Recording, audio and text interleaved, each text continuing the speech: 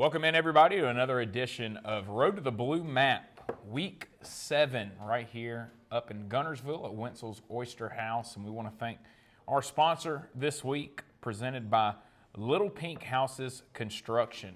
And you can see right there on your screen everything that Little Pink Houses can provide for you.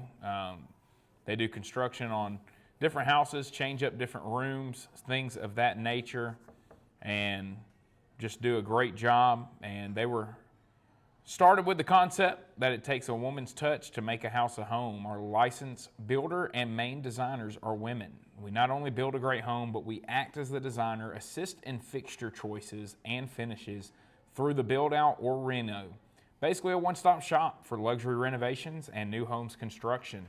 Let us help you make the hard decisions that normally you pay an interior designer and architect to do over the cost of the builder. And so we want to thank Little Pink Houses Construction for their sponsorship here on Average Joe Sports Talk, Road to the Blue Map, where we will break down the biggest matchups of the week coming up in the AHSAA season. And Bo, we are getting to that time of year where we're figuring out a lot of these regions. We're about to have a lot of region championship games coming up this week as well. And this is kind of the time of year that we look forward to. You know, you look forward to it, then it's gone all of a sudden. Yeah. But this is the time of year that this really the most fun. You know, everything's.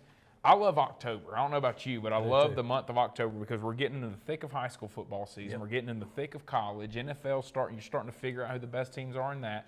Got preseason NBA. We got hockey that just started right up here to our right. You're in the playoffs in baseball. I mean, basketball's right around the corner. Yeah, man, it's the best time of year. I love the October, November time period where pretty much everything's going on at the same time. The fall weather is outstanding, and you start getting those cool nights and cool mornings, and especially when you start having to bundle up a little bit to go to these high school games. That's what makes fall very special.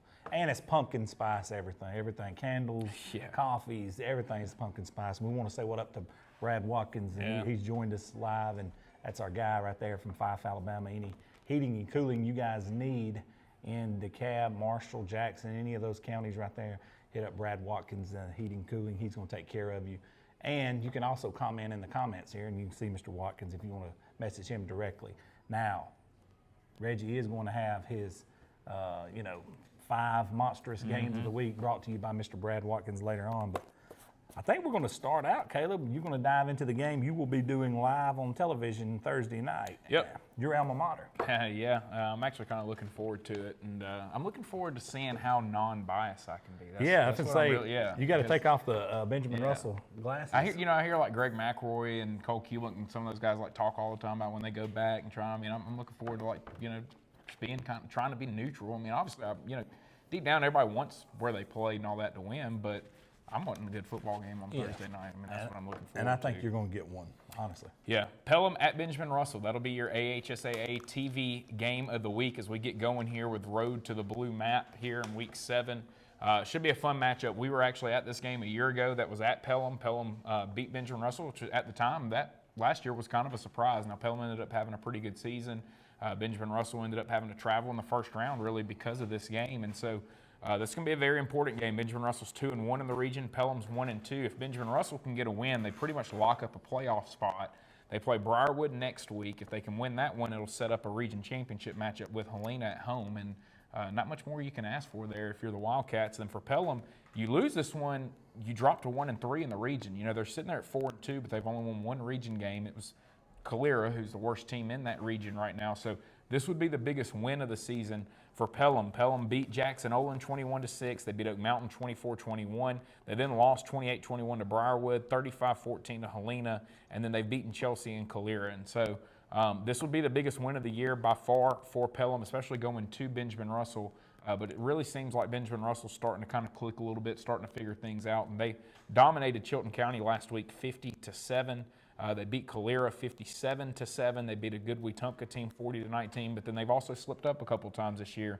And they've been out physicaled in a couple of games. And I'm sure that's what Pelham is going to look to do. But you can find that game 7 o'clock Thursday night. You watch it on WOTM, My68, any of those type of channels. You can also download the WOTM app, Roku, Apple TV, Android stick, any of that type of stuff.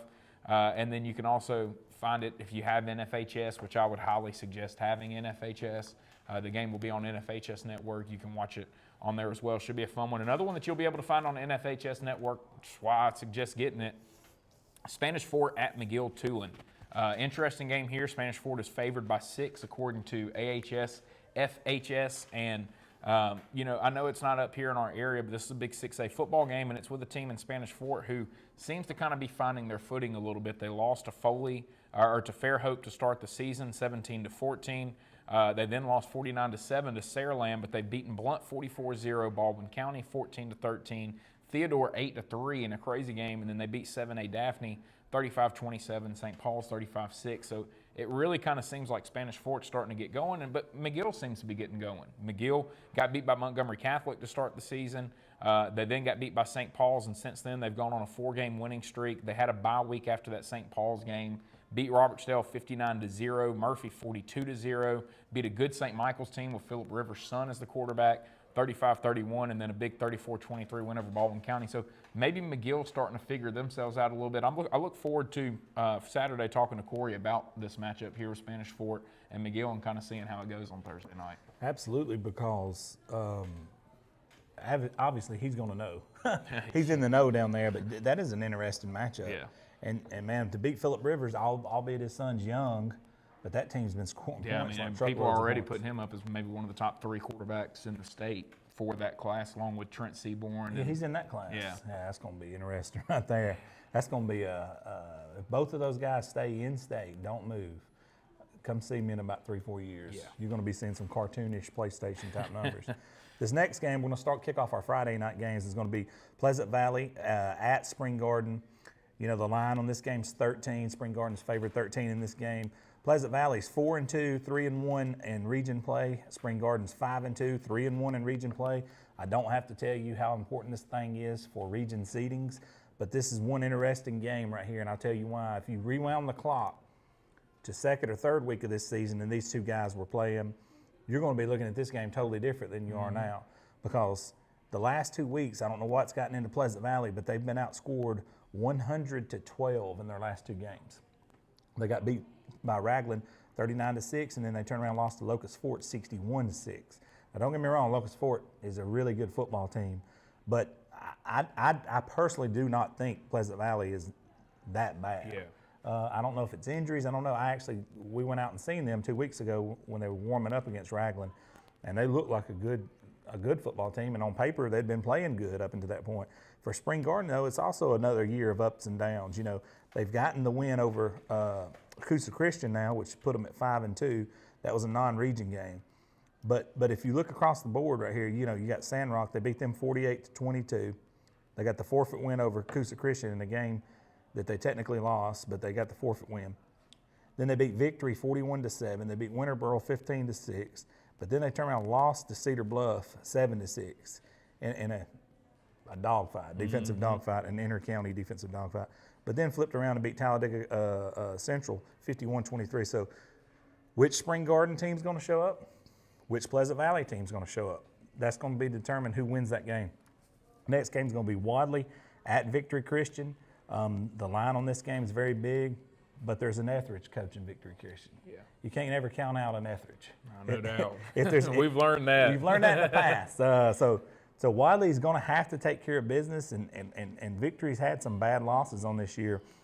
But the main thing about Wadley right now is staying focused. Because if you look, I want you to show you this, Caleb. They beat Horseshoe Bend 35-7, Ranburn 49-7, Spring Garden 41-7. They beat Spring Garden 41-7. Yeah. Who would have thought that? Donahoe 48-0. Raglan 32-6. Then their only loss is to Randolph County, who's a 3A. Who's a 3A and a good 3A. Yeah. He was undefeated. So this game right here is one of those take care of business. If you're Wadley, get in there, take care of business.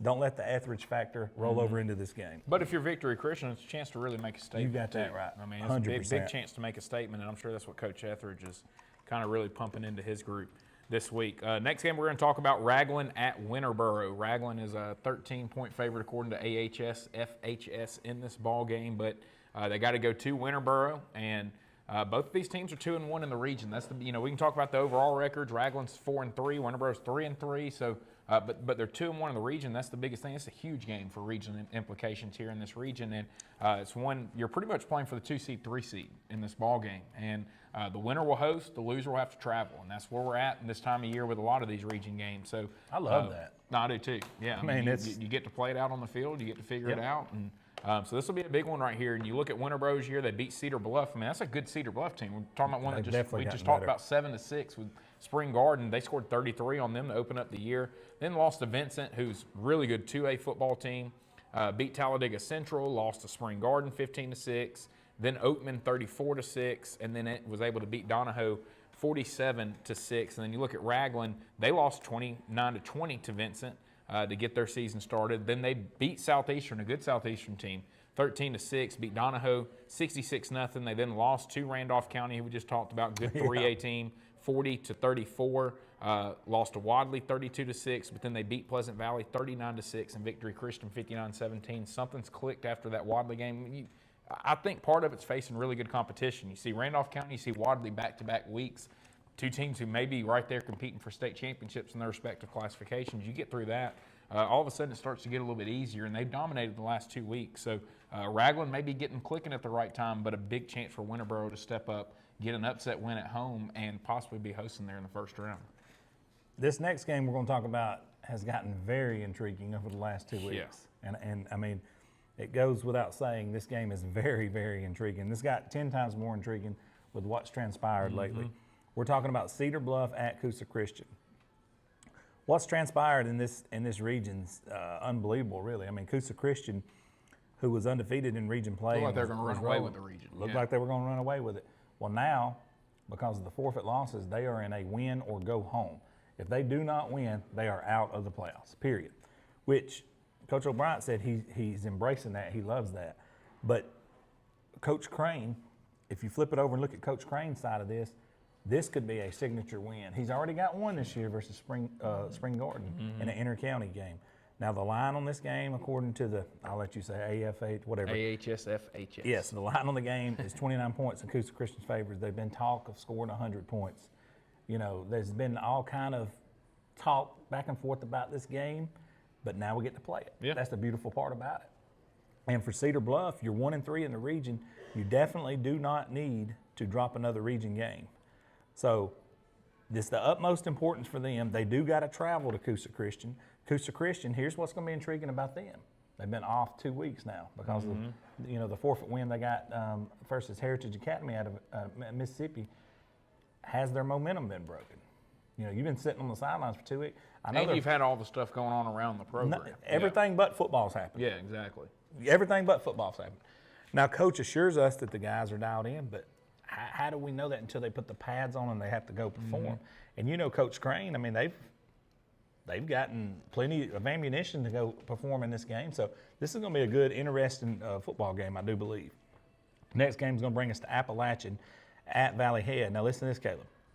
Both of these teams are 4-2. Both of these teams are 2-1 in the region. Now, on paper, there's no way that one of these two teams are going to host. And whoever wins this game is hosted. Yeah. Now, can they win the region? Absolutely. But whoever loses this, you're pretty much finished with any kind of region talk. You're done. So this is a must-win for both teams if you want to host a playoff game. Valley Head is favored 12 in this game, and I look for this game to be a very close, interesting game down the stretch. You know, Appalachian, this is going to be a true test to them because they have to travel to Valley Head. That's a whole different animal when you play over there. Valley Head's a really, really hard team to beat in the regular season at home. Their fans are rowdy. They get after you. They play with a sense of pride at home. This is a true test for Appalachian. If you want to host in the playoffs and you go to Valley Head and you get a win, I'll tip my hat, and you deserve to host in the playoffs. That's the way I look at this game. Because now, like I said, this region is completely up for grabs, and it's shaking up. I'm not going to call this a region championship matchup, but I will call it a host game. Whoever loses not hosting, whoever wins is going to host. Yeah, no doubt about it. Next matchup, West End at Holly Pond.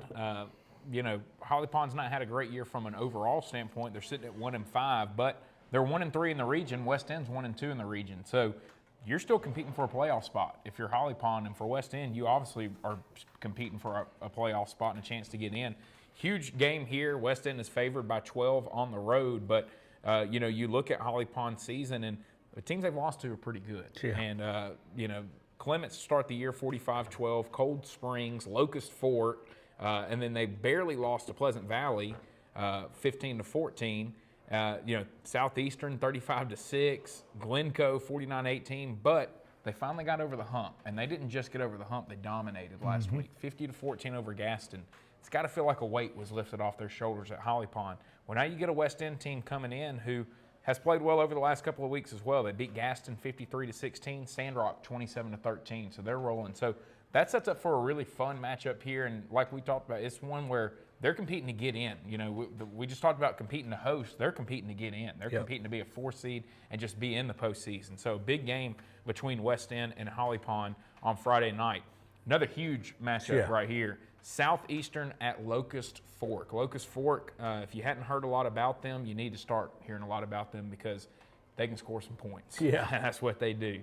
Listen to these scores from the year for Locust Fork. 61-20, 42-20, 68-28, 42-0, 56-8, 52-6, and 61-6. They've only scored under 52 times, and they scored over 40 in both of those games. So this is an offense that can score a lot of points, but you're playing a Southeastern team that does not give up a lot of points at all. 6 to Raglan, or actually 13 to Raglan in a loss, 0 to Gaston, only 6 to West End, only 6 to Holly Pond, and only 6 to Cleveland. So they've not given up double-digit points since the first game of the season. It's going to be interesting. It's going to be a really, really interesting game. It's a matchup of 2 different type of styles of offenses and defenses, and really interesting. Now, AHSAA has us as a Locust Fork 23-point favorite, but I think the Southeastern's defense may be able to step up a little bit and make this a very interesting football game on Friday. Locust Fork may pull away at the end because they have so much firepower,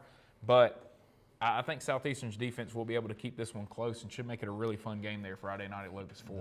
They got some dudes at Southeastern too. Yeah. I've seen them in person last year, so they got some guys that can make that thing interesting. If they can keep them under 30, that's a win in my book with the way Locust Fork's played offense this year. Keep this. I mean, it may be double digits, but keep this in a puncher's chance type. Rolling in that fourth quarter is what Southeastern wants to do in that game, because you're at Locust Fork, which is a whole other animal all by itself. So, next game is going to be an interesting game. It's Sandrock at 5. This is why this game's interesting. If you look at this on paper, Caleb, this thing jumps out at me right here. Sandrock has been outscored this year 259-91 in all other games, but they beat Section 14-17. All other games combined, they've been outscored 259-91. Check this out. Fife lost 17-6 to Geraldine to open that season up, but then all other games combined, they've outscored their opponents 272-20. 272-20. So this is a very, I mean, it's a tough matchup for Coach Heath. You know, he knows it. He's down bodies. He went through this last year. Guys got injured. You know, he's had some guys leave the school there. It's tough. But, you know, the one saving grace in this thing, and all coaches talk about this, is the big one's looming next week. Mm-hmm. The big one's looming next week.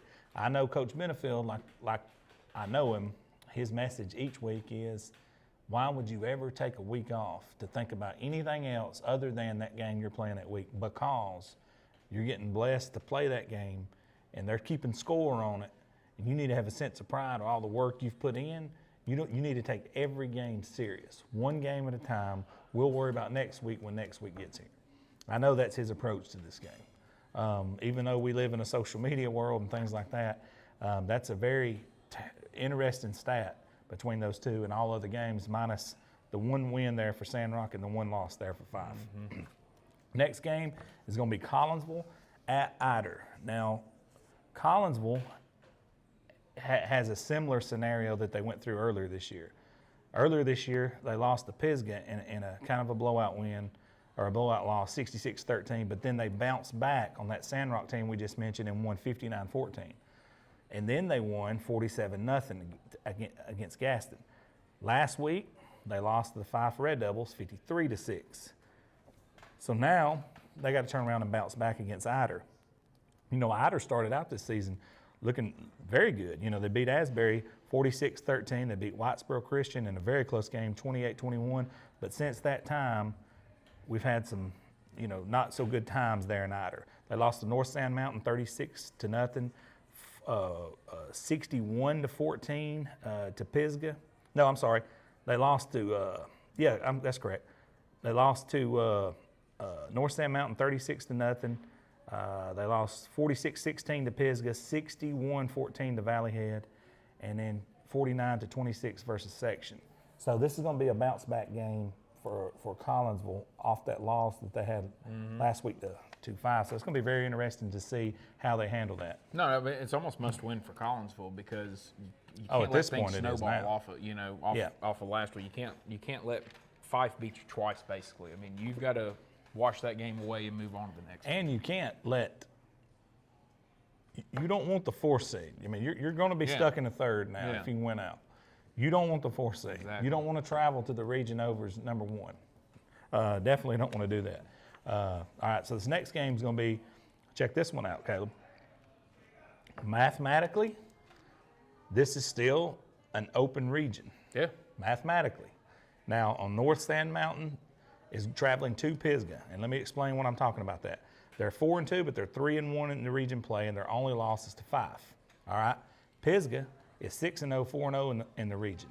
So what North Sand's praying for, get this victory Friday night, and then hope Fife beats Pisgah. And then you kick it into a 3-way tie in region if everybody else wins out.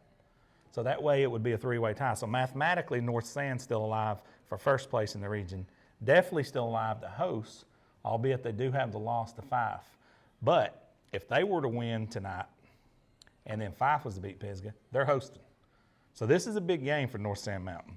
Now, I say that, but I'm going to say this. The computer has this at a 25-point line favoring Pisgah.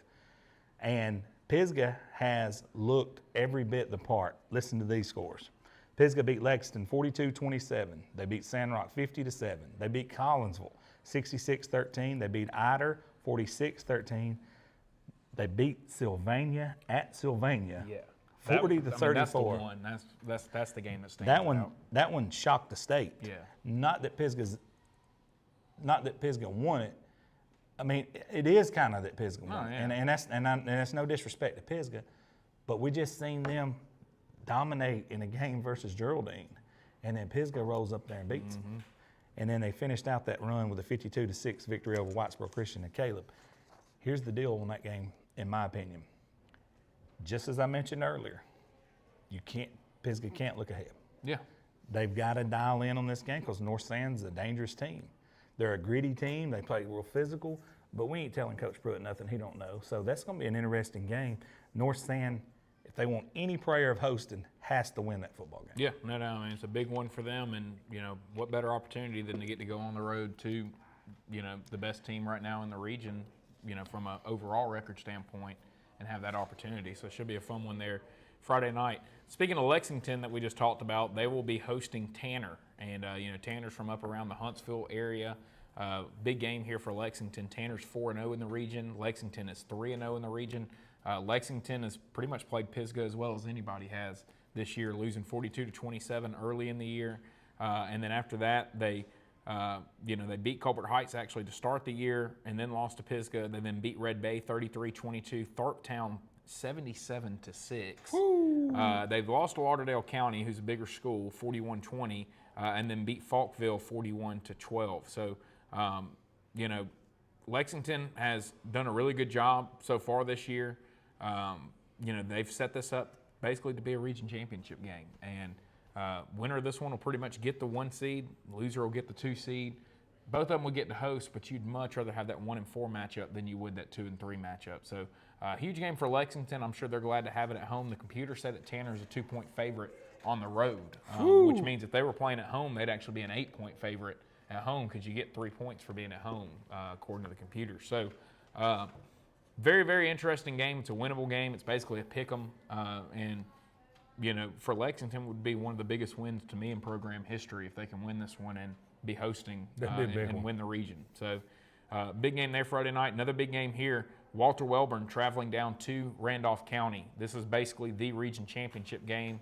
Dadeville technically cannot win the region at all now. The only way they could is if Walter Welborn would end up losing their last 2 region games here, which probably is not happening. So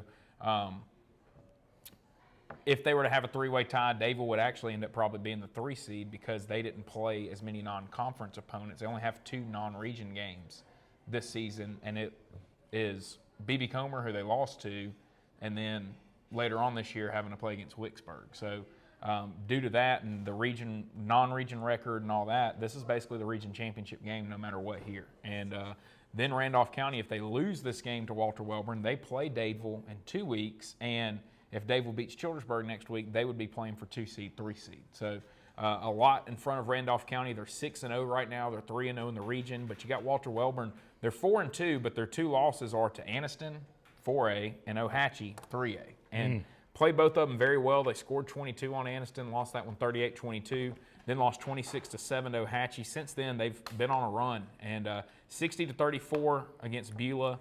21-12 over Dadeville, which was a huge win, 40-7 over Talladega, and then 56-28 over Childersburg.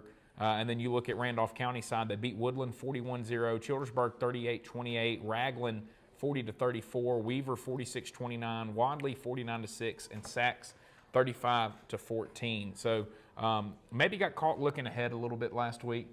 Maybe Sachs is getting better as well. We've been telling people all year they've got the athletes there. They've just been young. So that may be an example of Sachs showing some improvement, being in that football game in Randolph County. But very interesting game there, and it's basically the region championship game, and it would be a huge one for Walter Welborn to get back to winning the region and being one of those teams that's right there competing for a state championship in 3A. Dude, Coach Smith, he loves this stuff. Yeah. On the road, late in the season. It's basically a pick 'em. I mean, we said the computers give you 3. I mean, and Randolph County's the home team. A chance to win the region, Coach Smith, he's salivating. And I can tell you, I saw a lot from this Walter Welborn team. They were down to Dadeville. They were down 6-0, then got down 12-0, and then went on a 21-0 run at Dadeville in the 4th quarter of that football game to put it away. And so that showed me a lot about that team that night. And that's a Dadeville team that had not lost any region games at all up to that point. In the last 2 years in that region. They won the region last year. We did the game. They beat Welborn pretty handily up here. Last year, they dominated Randolph County. That was a huge win for Welborn. This would be an even bigger win. It would lock up the region. And I think from what I saw that night, Welborn's got as good a chance as anybody to be right there going and competing to play out of the 3A South. Man, that is an interesting one. So this next one's going to be the Piedmont Bulldogs hosting the Glencoe Yellow Jackets. Piedmont's 2-4 overall, 2-2 in the region, though. That's the biggest number. That's the biggest number. Glencoe's 2-4 overall, but 0-4 in the region.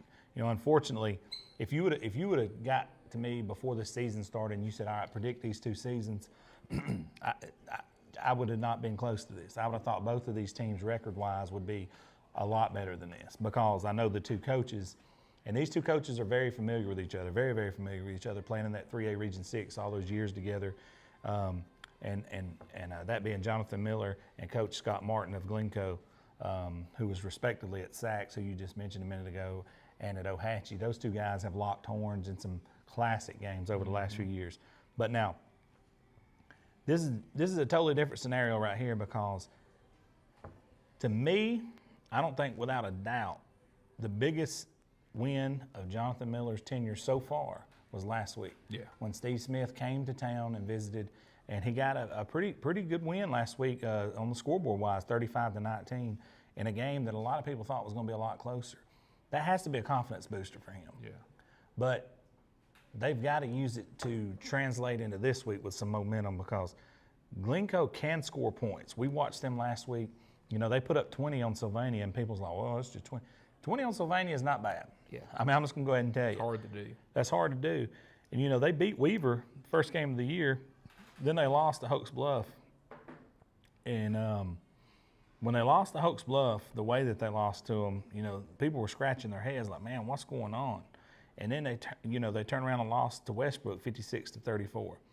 And then Plainview 35-7. But then they beat Holly Pond 49-18, and then turned around and lost to Sylvania 56-20. So they've shown signs, but they got to put that complete game together, and I think they're going to need to if they're going to win this game right here. But it can be done, but it's going to be very tough sled. And check this out: all time, Piedmont leads this series 27-24-1 all time. So it's been a pretty close series over the years. So I expect this game to be pretty close. The computer don't expect it to be close. They got Piedmont as a 22-point favorite. I don't really see that. I think it's going to be a little bit closer than that. Yeah, the myself. computer don't factor in all the emotions and all that stuff of the game. That's right. You know, Glencoe's got some seniors and some guys on that team that's going to be playing for pride at this point in the season. Well, and for Piedmont, can you emotionally get back up? Because last week was emotional. You know, I mean, everybody circled that game. We talked about it. It was one. Right. I mean, so can you emotionally get back up? And when you're facing, you know, big emotions, it's Westbrook, all this. Well, now you get a team that's 0-4 in the region coming in, one of the worst. So do you respect them enough to still emotionally get up, prepare for them the way that you're supposed to do? That's what we're going to find out about Coach Miller and his. And look, it's a young group at Piedmont. So if they do that, to me as a Piedmont fan, that's got to say, hey, okay, we're getting things going back in the right direction, because I'm just telling you, Piedmont's going to be very dangerous next season. Then you move to 3-2 in the region, so you're over 500. You got some breathing room. Yeah, and you're pretty much getting in the playoffs at that point as well. So and that'd be huge. Oh, no because doubt. they were left for dead a couple of weeks ago. And I'm just telling you, they're getting better and better every week. You know, I did them in Anniston a couple of weeks ago. They played Anniston. I mean, they had every chance in the world to win that game. So I agree. That was a good one. This next one, you talk about interesting games. This one's going to be a Thursday night game, and this one's going to be at Westbrook. It's, you know, Westbrook's going to be hosting Geraldine. Again, this is a tale of two teams and which teams are going to show up, because check this out, Caleb. Geraldine looked like a state championship contender, and they still can be a state championship contender. The one thing on this record so far was the loss to Sylvania, the 37-16 loss to Sylvania. Then they get a week off. And how did they respond? They come beat a very good AHSAA team, 55-6 last week. And a lot of people were like, man, I thought Geraldine could win that game, but 55-6? They shocked a lot of people.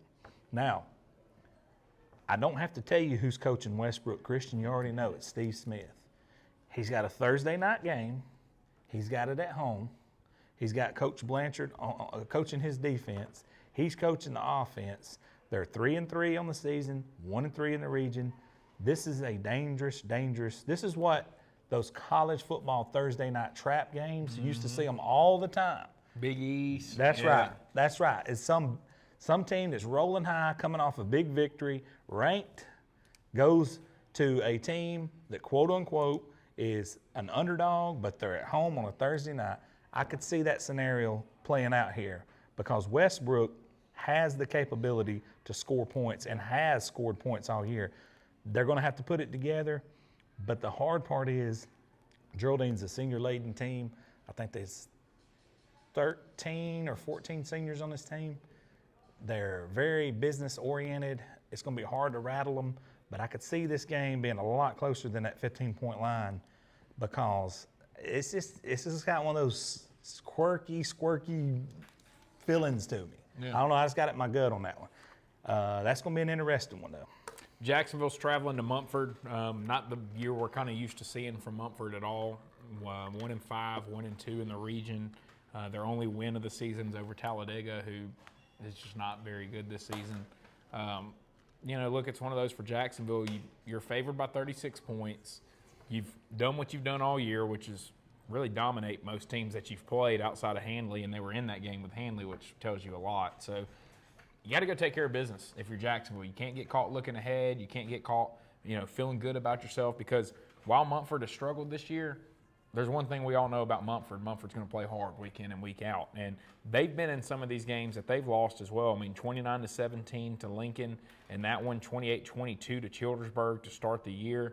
You know, Anniston pulled away later in that ball game. They were in that game for a little bit with Anniston. So it's still a Mumford team that can give you some problems. For Jacksonville, you've got to, like we just talked about earlier, you got to respect your opponent. You got to go in, go do what you've been doing all year, and take care of business. And, you know, Jacksonville now looks to be one of those teams that's starting to figure themselves out, and could be one of those that's competing for a state championship later on this year.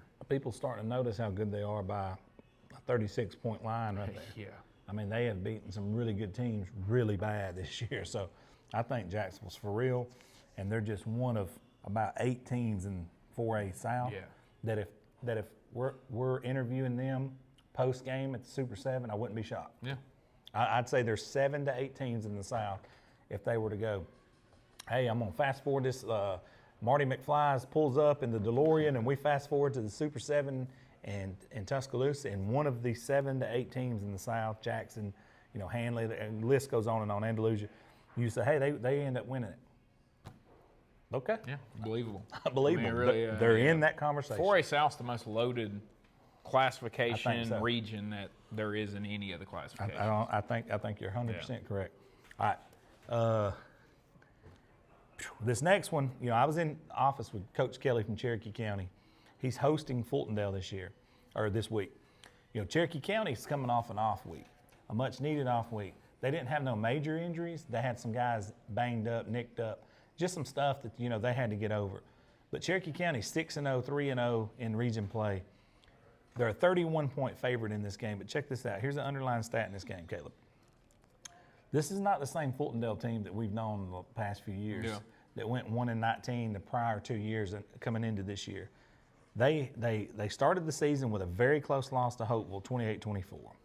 Then to Carver Birmingham, 12-6. But then they go on the road to Etowah, and they beat Etowah 49-8. The Etowah Blue Devils we're talking about, 49-8. Lost a close game to Aniana, 37-28. Then to Corner, they lost 42-21, but then turned around and beat Asheville 48-6. My point to that is, they've got some losses, but if you look at those losses, they've been in almost every single game. And they were up 24-0 at halftime against Hopeful to start the year, and then, it just kind of fell apart. Otherwise, we're looking at a team maybe 4-2 right now. They're not used to winning like that. That's probably why they fell apart. They were like, what do we do now? We're up 24 and that's a good, it's a 5A Carver Birmingham that is actually, they're in one of the tougher regions. That's right. Actually a pretty good team. So Coach Kelly told his guys that. He's like, guys, we've got to execute. Yeah. We're playing a home game. We need to treat it like it's life or death. We've got to execute to win this game. So I'm going to keep my eyes on that game because, like Coach Kelly says, this is a dangerous team. And, they got some losses, but they've been in every single game, and then they beat Etowah like that. So we better take them serious. Next game we're going to talk about Etowah at Hanceville. Interesting game here. For Etowah, look, if you're an Etowah fan, and Bo went there and obviously is, you're 2-4. That part is frustrating. I understand that. But you're 2-2 in the region, and that's the biggest number that we've kind of talked about all night. You're going to Hanceville. They're 3-4 overall. They're 1-3 in the region. You're favored by 2 points. You got to win this football game. It's the biggest game of the year for Etowah, without a doubt. And, you've kind of put yourself in this hole. Didn't play well against Fultondale earlier in the season. And then, obviously the game, Fluff Bothwell, nobody was beating Fluff Bothwell last week. So, it just kind of is what it is with that one. They scored 36 points in the game and actually played, well on offense. It's just you weren't stopping him last week. So, sometimes you run into that. You're in this position. It's a big opportunity. Everything that you want to accomplish is still in front of you. And, to me, you can tell me how you feel. Etowah is one of those teams that they can just kind of get in the postseason. I think it'll be a big weight lifted off this team's shoulders, Coach Bone's shoulders. Just with everything that's going on this year, Etowah could be a dangerous team with the amount of athletes they have. Dark horse. Yeah, for sure. So it's a big game here. It's one that can really, I think, to me, really turn Etowah's season around when you look at what they have here down the stretch. Etowah is one of those teams that's it's a home, like the old slogan in we don't condone betting or nothing like that. We don't condone betting in it, but you always take the home underdog in NFL. The Etowah is one of those teams. Don't put them in the playoffs. Yeah. Because here's why. If they get in the playoffs and they get to hit reset on the season, you never know. Yeah. They've got guys, and they can get momentum. They can get hot. You've seen it in their basketball team last year. On paper, you're like, so-so season. They get in the postseason. They go and play Jacksonville to the wire in the championship game in the regionals just because their athletes went athlete for athlete and played Jacksonville better than anybody, including Westminster Christian. That's from their basketball team. Same thing with their football team. Your 4A, you don't let them in. But Etowah, if Etowah gets in the playoffs, you make a good point. They can do some damage. Yeah. They get to hit reset. And pretty much save the season, too. 100%. And that'll be the talk, and that'll be what you mentioned it. The 2-2 in region is huge at this point. Yeah, that's the most important thing. You look at all the other records you won. I mean, it means nothing. The region record is what matters, and they've at least won 2 games, and they could go to 3-2 and pretty much be in. So 100%. And 4A, and this is no knock, but 4A North is not 4A South. Yeah. No, it's not. You put Etowah in there, and they get in the right bracket, they can make a run. Yeah, I'm telling you, they got guys to do it. Fairfield will be going to Pleasant Grove. Pleasant Grove's favored by 27 in this game, but it's an interesting one to me. Pleasant Grove's coming off a very emotional game with John Carroll last week. The week before that, they had to play Parker. And so naturally, human instinct kicks in. You want to excel a little bit and just, let's take, all right, finally, we get a break. Well, that's a Fairfield team that they got some dangerous players. Yeah. They're getting better as the year goes on. I did the Fairfield and Jasper game earlier this year. They're a young team. They've got a quarterback who can throw the ball around. They've got about 3 wide receivers who can make plays, and they've got a young running back who is going to be really, really good. He's only a 10th grader and has a chance to be really good. So if Pleasant Grove doesn't go in and take care of Fairfield early, put them away, and lets them hang around, this is a game that Pleasant Grove could be looking back at later in the season and regretting. You can pay attention to lines, records, all that stuff. I'm just telling you, especially inner city Birmingham, Fairfield's right up the road from Pleasant Grove. They're going to want to get out. I mean, these are guys that know each other. And, for Pleasant Grove, you're 5-1, but you're 3-1 in the region. You let Fairfield win this game, all of a sudden you got the same region record, and they've got a win over you. That's right. So it could really shake up that region right there. So that's true. And that's a tough region. I mean, we're talking about Fairfield, Carver, Birmingham, and all these different teams that are in that region there. So big game here, and one that if Pleasant Grove does go take care of business, I think it'll tell you a lot about that team. And I think, we look at it and would love to see a rematch of Pleasant Grove and Ramsey because I think they may be the 2 best teams in the 5A North. I think it'll go a lot different next time around if they were to play again. I think this is a Pleasant Grove team that's grown up some since they took on Ramsey earlier in the season. I agree with you on that. One that's not really up in our area but is a really big game in 5A this week, Eufaula at Charles Henderson. And Charles Henderson hadn't necessarily had the year that we thought they were going to have. They're 3-3 overall. They're now 1-2 in the region because they lost 30-27 to Rehoboth, which Rehoboth's all the way down below Dothan for if some of you people don't even know where that is, but they're not really known for football and being a great football program. They beat Charles Henderson 30-27 last week. That one really shocked me. And took a little bit away from this game because you'd have had Charles Henderson going in at 2-1, Eufaula being 3-0, and if Charles Henderson would have won it, they're right in position to win the region again. So, still for Charles Henderson, you've got to find a way to get back on track. You played for a state championship last year. It's they lost some good players from that team, but it just feels like they've got some kind of hangover from that. Like they just felt like they were going to roll the ball out there and, hey, we're just going to go play for another state championship this year, and it doesn't happen like that. Yeah. So, they've had some weird losses. Yeah, no, I mean, they competed really well with Mary Montgomery, who we're going to talk about here in a little bit, Reggie, and they've got a chance to really make some noise in 7A. They competed very well with them, but then lost by 10 to Carroll, and then, lost to Rehoboth, but they beat St. James, who really good 3A team that won the state championship last year. They dominated Beauregard, who we saw earlier in the year against Selma, has a really good team. It's just they've been very up and down, but that's why this game could be very dangerous. And while Eufaula's sitting at 5-2 and 3-0, and Charles Henderson's 3-3 and 1-2, Charles Henderson's favored by 5 in this game. So anything can happen here. And if Eufaula gets a win, all of a sudden everybody in the 5A South needs to start looking down there at Eufaula because they've got athletes, and you let them get rolling, Eufaula can be very dangerous. 100% agree with you on that. All right, next game is going to bring us to Alexandria at Leeds. Now, this is, this is the end-all, be-all in this. Again, Marty McFly shows up with the DeLorean, and you told me Alexandria would be sitting here at 0-7 at this point in the year. I would have put my house, my car, my bank account, everything on the line on that one. But they at least win one.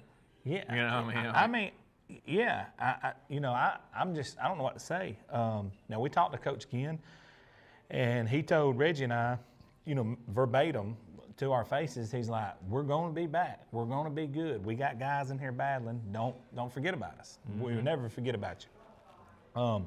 Now, this is an intriguing game from this standpoint. We watched Leeds last week go into Southside. They were ranked. They were favored. They go roll into Southside, and they lose double digits in double-digit fashion to Southside, 23-13, in a game where they were scoreless for the majority of the game. Yeah. And here's the X factor on that, Caleb. Southside was down 11 guys.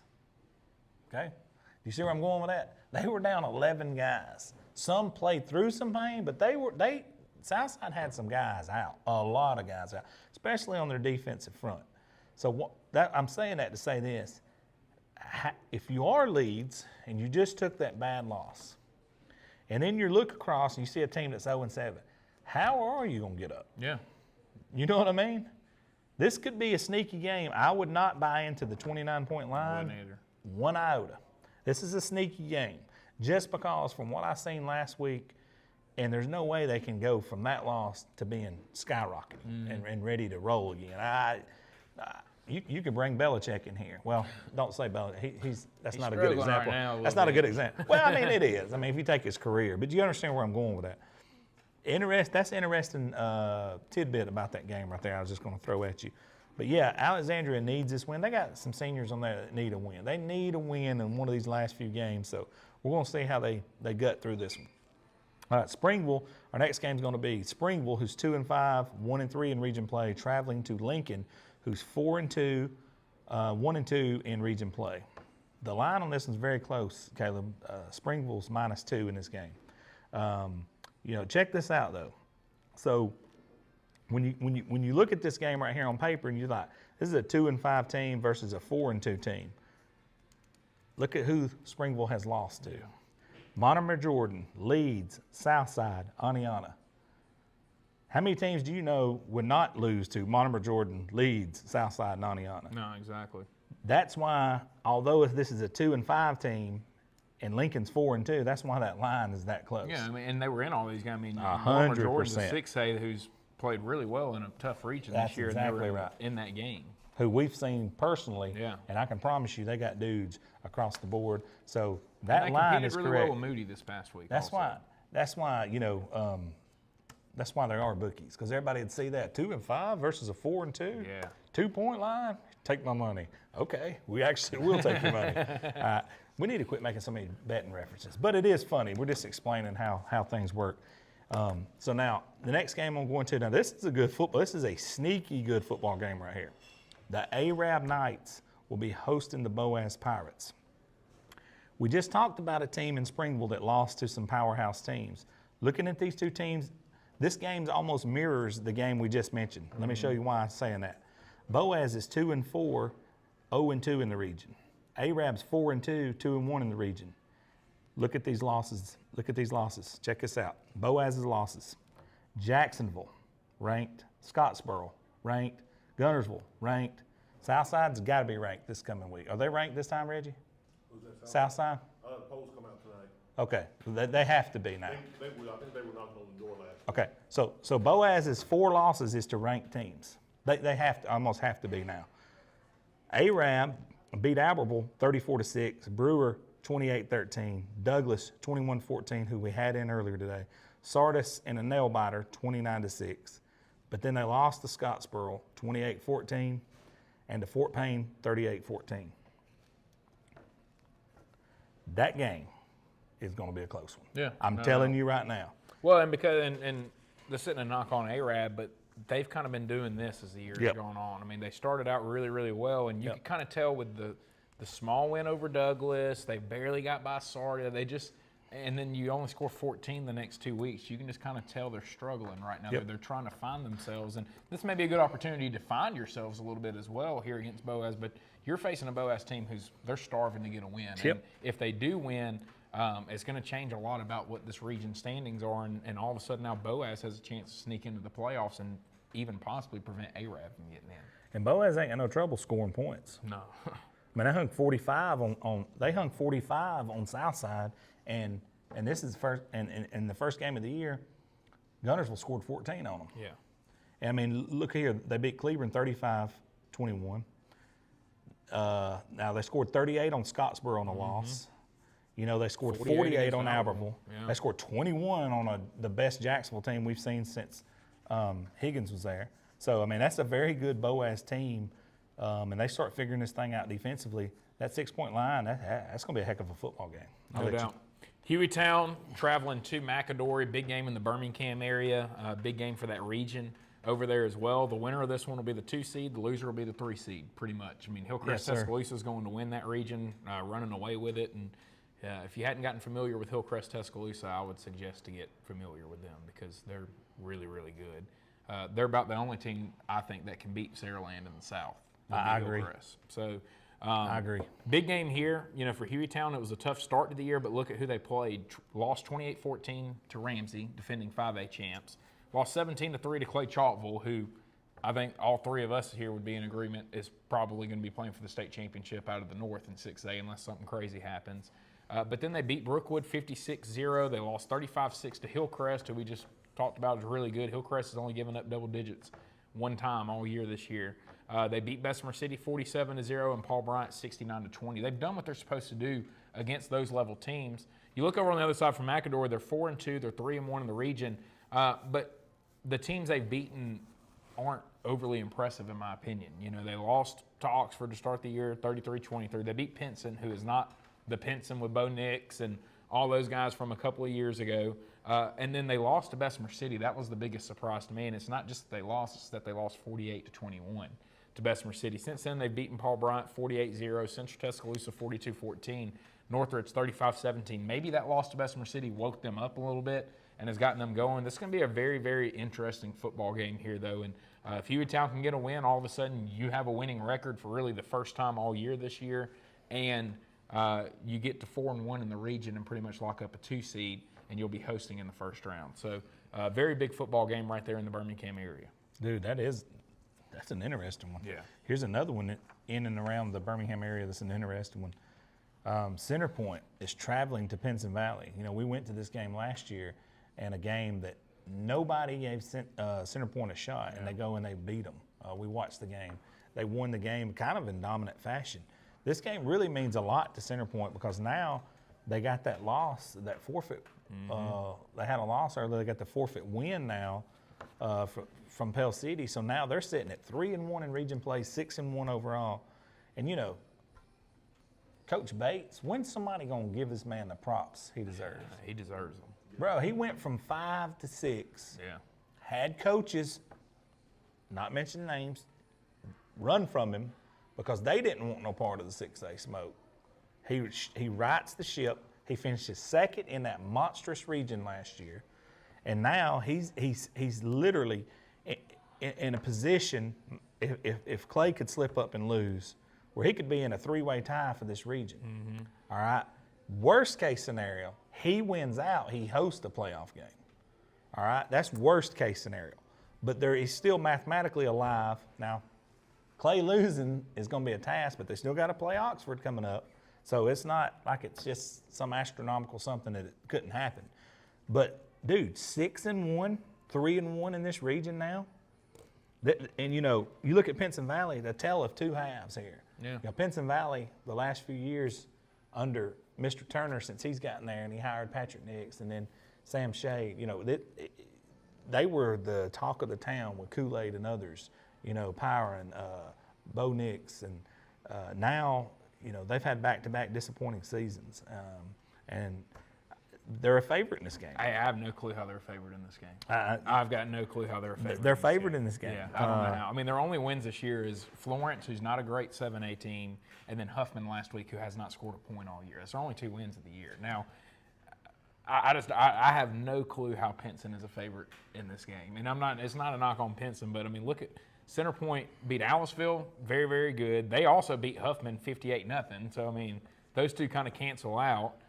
They played Clay Chalkville better. They beat a good Fairfield team. They beat Shades. I mean, I have no clue how Pinson's favored in this game. I don't either, but it's going to be interesting to see. I'm going to go ahead and kick it to the other one. I don't understand that one either. Yeah, you go ahead. That's going to be a fun football game, and like you said, George Bates deserves his credit. Yep. He's one of the best coaches in this state. I mean, just what he's done at Centerpoint, you know, like you said, I mean, moving from 5A to 6A, it's one of the toughest moves to make in the state. You know, 1A to 2A is tough, 2A to 3A is tough. 5A to 6A is just a different animal, and then 6A to 7A even whole different. And I mean, ask Gadsden City, ask Chelsea, who just made the move, and a couple of these other, Albertville. I mean, any of these places that have made that move, it's when you get to the higher levels, it's just different because of the depth, and that makes the biggest difference. And you're getting a better look each and every practice, too. If you're the lowest 6A, you could be over there with 55, 56 players playing against one of the top 6As in the state, Mountain Brook, who's got 90-something players. Yeah, I mean, that's 100. the big, it's a huge difference. Whereas if you're a 2A that moves up to 3A, they may have 37 and you may have 28. It's just not, that's the biggest difference, just the depth of the teams, that type of stuff. And what he's done at Center Point has been phenomenal. So he deserves a ton of credit. May Jemison traveling to Gadsden City.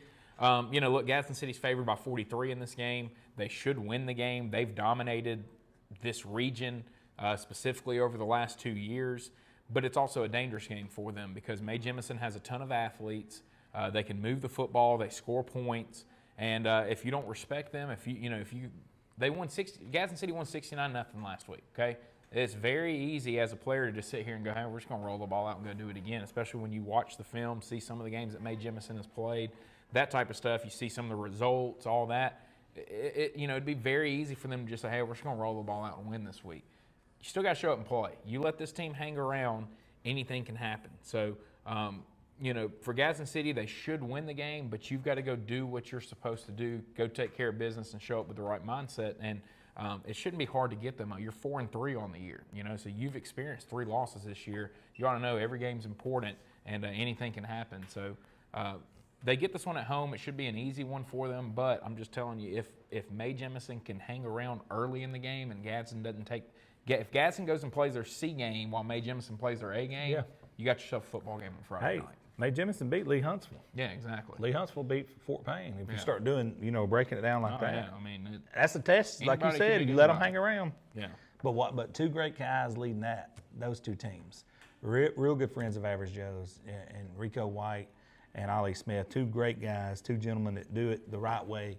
Really good guys that we love both of those guys tremendously. I hate to see coaches that we like on both sides going at it. It's just, it always, you feel happy for one, you always feel bad for the others.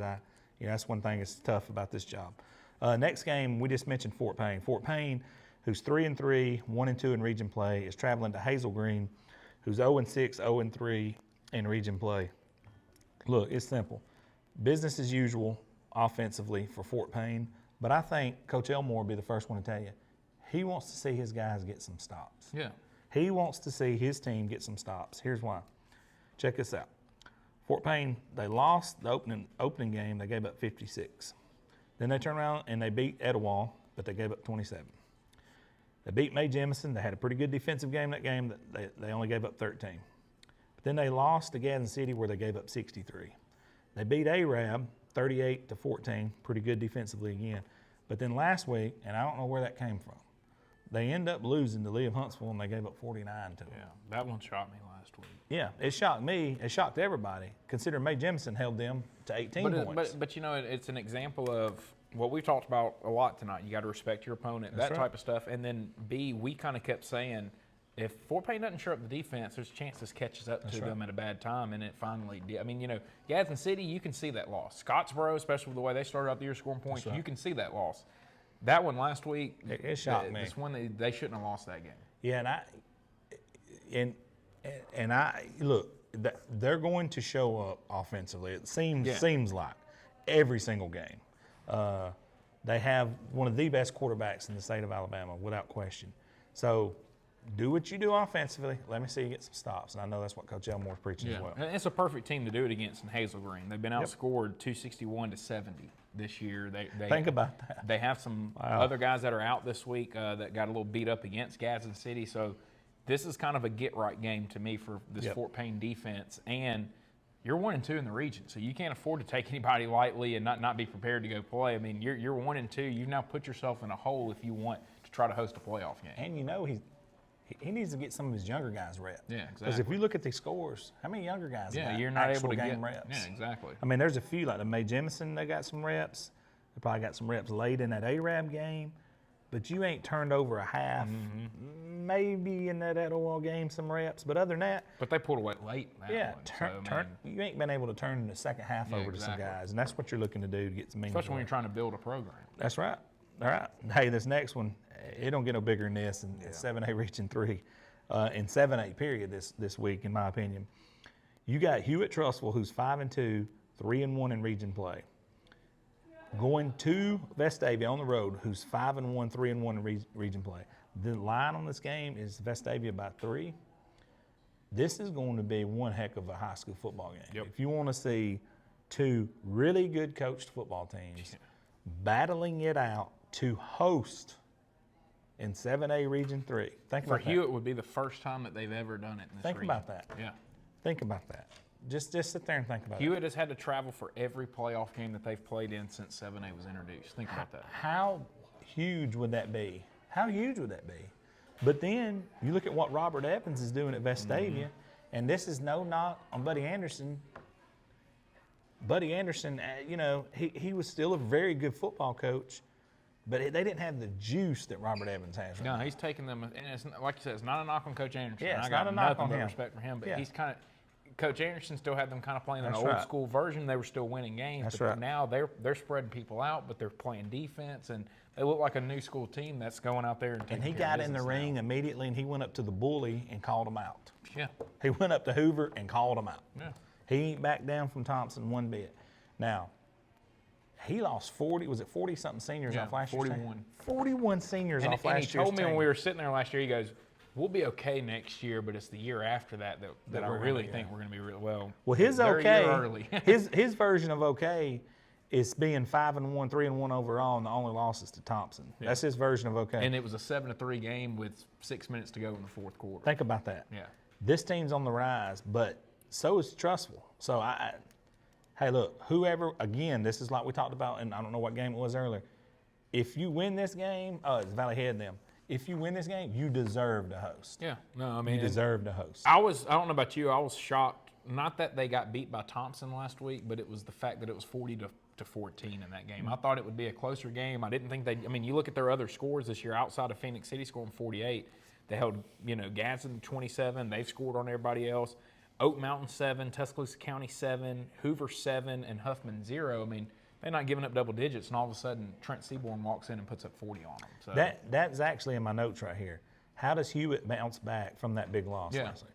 It could be one of the situations where that loss turns into 2 losses. because we talked about getting up emotionally, That's right. you got to get back up, and now you got to go on the road. They were at home against Thompson last week. Now right. you've got to go on the road and try to get the juice, and Vestavia is going to If bring you've the ever been to juice. Vestavia Stadium, it's almost straight up, and it holds a Yeah. ton of people, Yeah. and it gets loud. Beautiful place to watch a high school football game over there. Yeah, gonna Well, be a hey, fun one. that's it for me. We're about to bring on the legend, Reginald Davis, with the Watkins Heating and Cooling Games of the Week. We will be right back.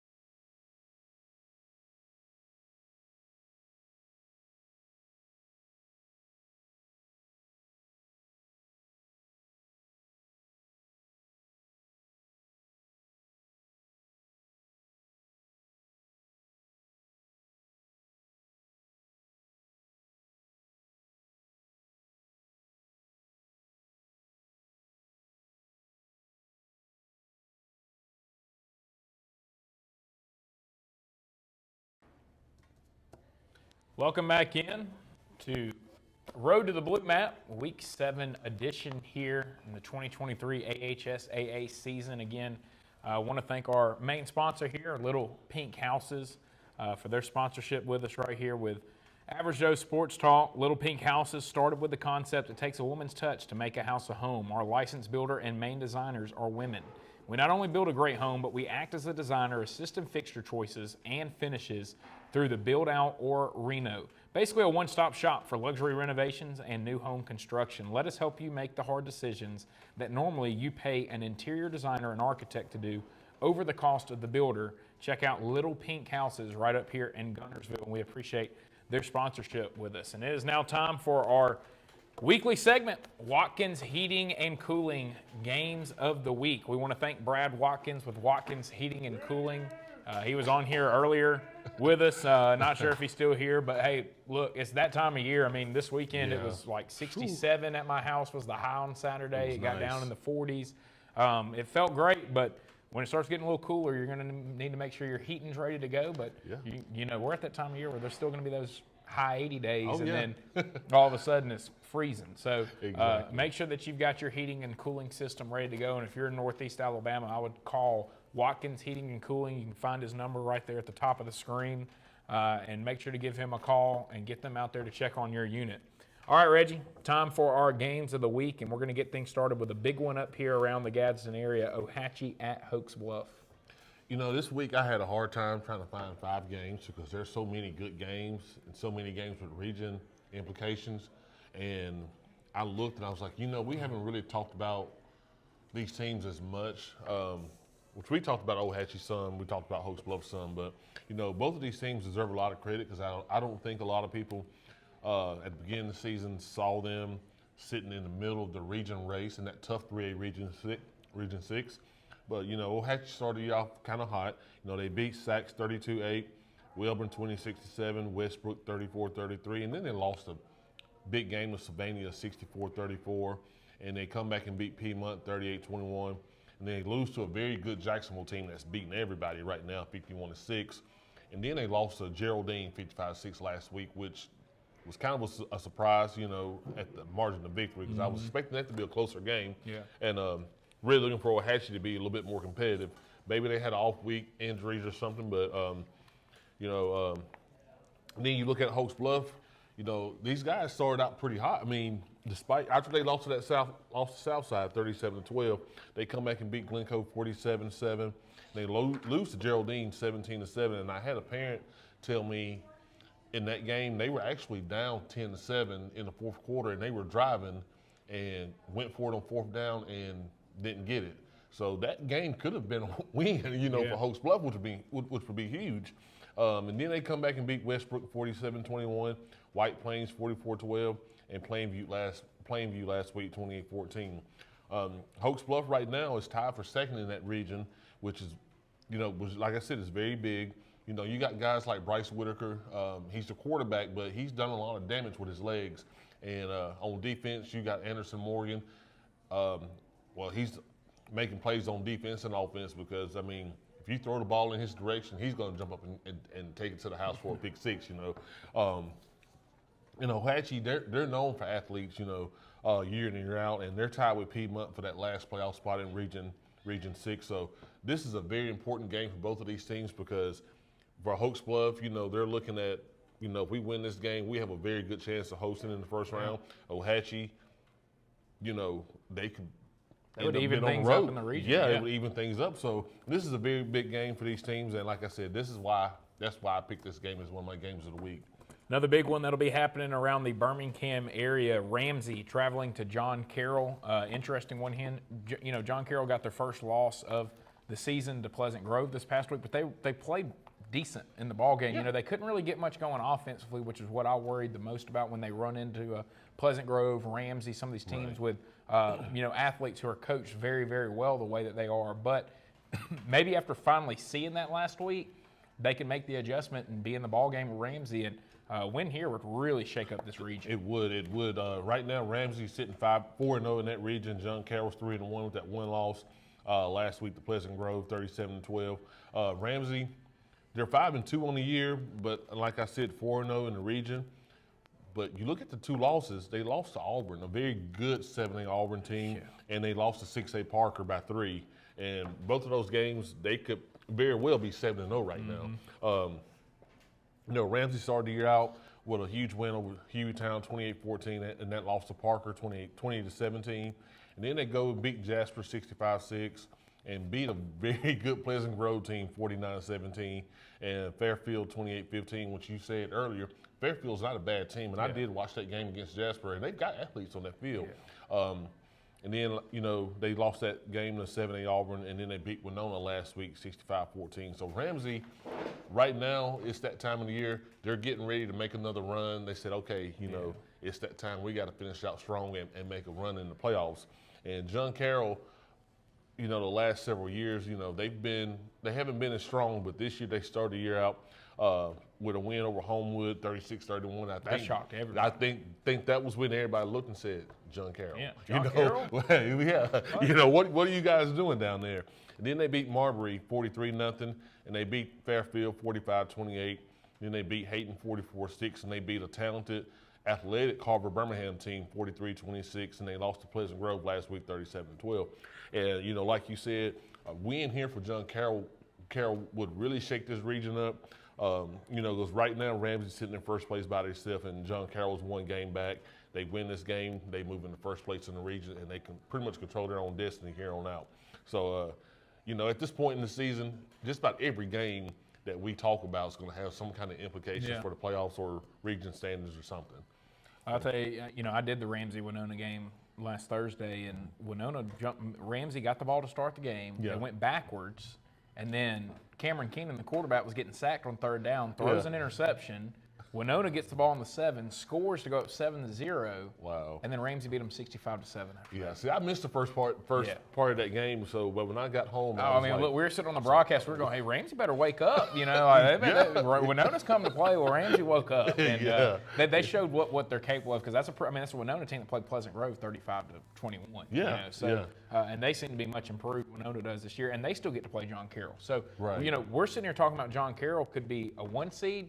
They could also be a 4 seed, and then they could also just not even make the playoffs if some other things happen. So it's really kind of crazy, and it's going to be interesting. I'm interested to see the ending of John Carroll's schedule, because they've had such a good deal. Will Maher's done such a great job at John Carroll. This week's going to tell me a lot about them. It's going to tell me a lot about Ramsey as well. But, you know, I saw enough last week. I know this. You know, Cameron Keenan is Tim Keenan's brother. You know, Tim Keenan that played at Alabama, that had 12. He led Alabama in tackles this past week. 12 tackles. Pretty impressive. I did not know that. And he's only a junior. He's about 6'4", 210 pounds. And, wow. He's got a chance to be one of the better quarterbacks in the state next year when he figures some things out. He threw 3 interceptions. He also threw 4 touchdown passes. So it's one of those where kind of give and take a little bit, but last week showed you how dangerous this Ramsey offense could be. And they kind of they needed to get going, because they only scored, 7 against Auburn, and then the week before that was only the 28 against Fairfield. So, you know, they scored 49 against Pleasant Grove and then scored 35 combined the next 2 weeks. Well, all of a sudden they exploded and kind of figured some things out. And, you know, got a great running back that returns, that scored 5 touchdowns in the state championship for them last year. And then let me tell you, QB Reese. That's a grown man. Yeah, that's a grown man. That's a guy that loves to go tackle people. I'm telling you, he's a part of every play. So should be a fun game. I'm looking forward to Ramsey and John Carroll. Another big matchup right here around Birmingham: Parker at Mountain Brook. This is for the region championship. Pretty much, yeah. If Mountain Brook can find a way to beat this Parker team, obviously, you know, we went from Parker's undefeated. They look to be a team that can compete with Clay Chalkville. Next thing you know, they will have lost, you know, 2 of their last 3, and it puts them in a way tougher position. You know, Parker came out. They were probably one of the favorites in 6A North, and I think they still are. That's a very good team. They're sitting 4-0 in the region, and looking on the AHS, FHS website, they've got Parker having already clinched the playoff berth. I think the 4th win, they clinched the playoff berth. But now they're seeing where they're going to be. Are they going to finish 1 or 2? And this is the first step in that when they playing Mountain Brook. Mountain Brook's 5-1 on the year, and they're 1 game back, 3-0 in the region. This game, again, has got a lot of implications to it. We're going to find out about both of these teams, you know. Parker came out, beat Fairfield 55-0. They beat Ramsey 20-17, Jackson Nolan 49-6, Mortimer Jordan 62-28, which Mortimer Jordan was one of those teams. That was a game I think that was one that was impressive. Yeah, it was very impressive because Mortimer Jordan came out pretty hot, beating Leeds at the beginning of the season. And Gardendale. And Gardendale, yeah. And Parker goes and beats Gardendale the next week, 41-22. Then they had that loss against Pleasant Grove, which I watched the end of that game, and that was a good game, but it was kind of heartbreaking to lose the game the way they did. And then they come back and beat Woodlawn 40-8. After that heartbreaking loss to Pleasant Grove. And then Mountain Brook, Mountain Brook's one of the most fundamentally sound teams you will see in the state of Alabama. And they've gotten better as this year's gone. They have. You can look at the scores of their games and tell they've gotten better because, they've got 3 shutouts in a row in here. They started the year out with that loss to Vestavia, which is not a knock on them. Vestavia's a really good team this year. Like y'all were saying earlier, they could end up, hosting in the first round of playoffs, and then they go on the road and beat a tough 7A James Clemens 18-13. And then they've got the 3 shutouts one against Minor 28-0, then Woodlawn 51-0, and Jackson Nolan 49-0. And then they had that win over Hoover, which I think they've been looking to beat Hoover for a while now, and they beat them 34-24. So both teams are undefeated in the region play. Home field advantage is at stake in this game because some crazy things can happen. Like I said, they're playing for the region championship pretty much Friday night. Yeah, no, it's going to be a really big football game there. This one's down in the Mobile area, but we've been talking about this team for a while now. It's a huge matchup down there because Baker, their only loss of the year is to Dothan, which was a non-region matchup. Otherwise, they're 6-1 on the year, and then you got Mary Montgomery, who's 7-0. They're the number 4 team in 7A, and we've been trying to tell you for weeks now. Corey does the show with me and Bo every Saturday. He was telling us a long time ago, hey, y'all better watch for Mary Montgomery. Yeah. They're sitting there at 7-0, and they really do look to be one of the teams that maybe could knock off Auburn or Phoenix City down there in the South and finally shake up 7A. I know. Again, this game I had to talk about it even though they're on the other end of the state. Had to talk about this because Mary Montgomery, for years, they've been, I'm going to say it, they've been everybody's homecoming. Yeah, game. And Coach Zach Golson has come in, and year one, he takes them to the playoffs. I think they finished 6-5 last year. They go to the first round of playoffs. First time in 20 years? 20 years, yeah. And then this year they come out smoking, which I think last year everybody said, hey, we got to watch out for these guys because that's a dangerous team. And then this year they're 7-0, 4-0 in the region. They've already clinched the playoff berth. They dominated Foley. Yeah. They kept Perry Thompson basically at bay. Yeah. I know they beat them by 7, but they just, I read the write-up on that game, and, they dominated that game. They started the year out, MGM started the year out with a 41-2 win over Williamson. They beat the 5A runner-up, Charles Henderson, 19-7, and they beat Foley 28-7. I was looking at the Baker score. They beat them by 14. Then they beat Fairhope, which is always a very good team, 24-10. Alma Bright, 42-7. Baldwin County, 45-14. Davidson, 48-13. That's a Baldwin County team that played Spanish Fort 14-13. Right. He's really good. They're beating people. They're not. Their closest game was Charles Henderson. Well, and they've gotten more confident as the year's gone on. It's like once they beat Foley, beat Fairhope, they kind of figure out we're pretty good. Then you got Baker. Baker has always had a pretty sound program. They've had some up and down years. They got Josh Flowers, a quarterback, going to Mississippi State. So they've got a very talented team. They started the year out with a win over Theodore, 36-20. With Tomka 33-17, Davidson 66-28. Foley, they beat Foley by 7, 51-44. Daphne 33-20, and that one loss to Dothan, a very good Dothan team, 35-14. Then last week they beat Alma Brighton 35-6. And they scored 36 on Theodore, and that's a Theodore team that played an 8-3 game with Spanish Ford, and then they beat Opelika 16-10. Yeah, I was going to say they've had 2 low-scoring games.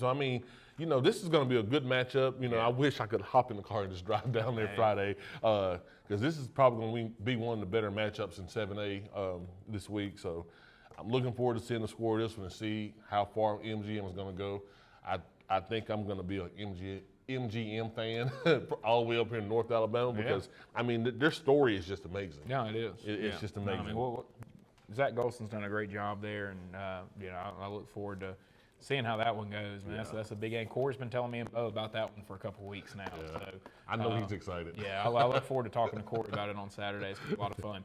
All right, it's time for our Watkins Heating and Cooling LLC game of the week. Big one right up here in our area, Scottsboro, traveling to Sardis.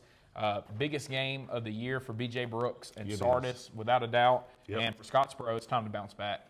Yeah, it is. It is. And that's why I chose this game because, BJ, first-year head coach, he's been an assistant at Gadsden City. He's been an assistant at Etowah, Hoover, places like that. Now he finally got his first head coaching job, and he went into Sardis. He kind of shook things up a little bit, made some changes. Kind of upset people, but those changes he made, I don't think they're talking about. Pretty good right now. Yeah, looking pretty good. I don't think they're upset about the helmets now. That's probably the last thing they're thinking about, And personally, I like the helmets. I mean, they look pretty good. Very good. Yeah, they look very good. I mean, sometimes you have to go into a new program and kind of put your stamp on things and do things, different because apparently, some of the things they've been doing wasn't working. But, the boys are in better shape. They're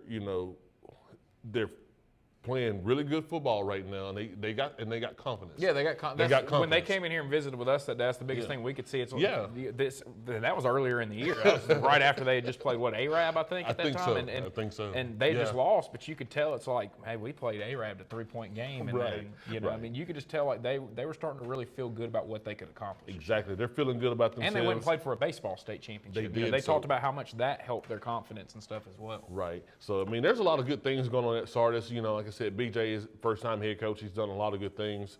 I mean, these guys haven't been to the playoffs in several years, and here they are knocking on the door. And the first step to getting to possibly hosting the playoff game is Scottsboro. Scottsboro came out. They were one of the highest scoring teams in the state. They started the year out beating Fort Payne 56-51, and then they beat North Jackson 44-15, Boaz 63-38, and then had a really tough game with ARAB. They won that game 28-14. And then they go on the road and beat Priceville 56-21. And then last week they lost that nail biter at Gunnersville. Last week, not nail biter, but I mean it was a tough game, 20-6 to Gunnersville. And Sardis, like I said, they started the year out hot with a big win over DAR 60-6, and then they beat New Hope 34-14, and they lost to ARAB by 3, 29-26. And then they beat Columbia 42-8. And I think that's a game that Coach Brooks was not happy with his team because to him, they were not playing up to the standards that he had set. Even though they won 42-8, he was not happy with them after that game. And then they come back and beat Brewer 21-14, and they beat Douglas last week 35-21. And, this game, like I said, has got a lot riding on it.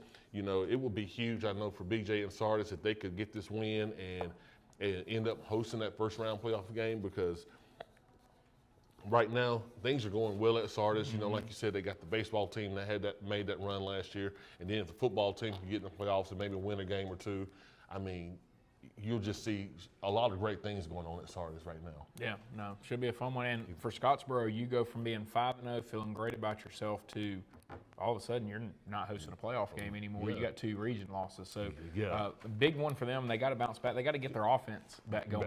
I was, look, credit to Coach Reese in Gunnersville. I'm telling you, because when I saw 6 points, yeah, what was it, 6-0 at halftime, right? I think so. And when I saw a tweet that had that score, and I said, that's got to be a misprint. There's no way, I thought with Gunnersville and Scottsboro, didn't we say something about the over-under should be about like 100?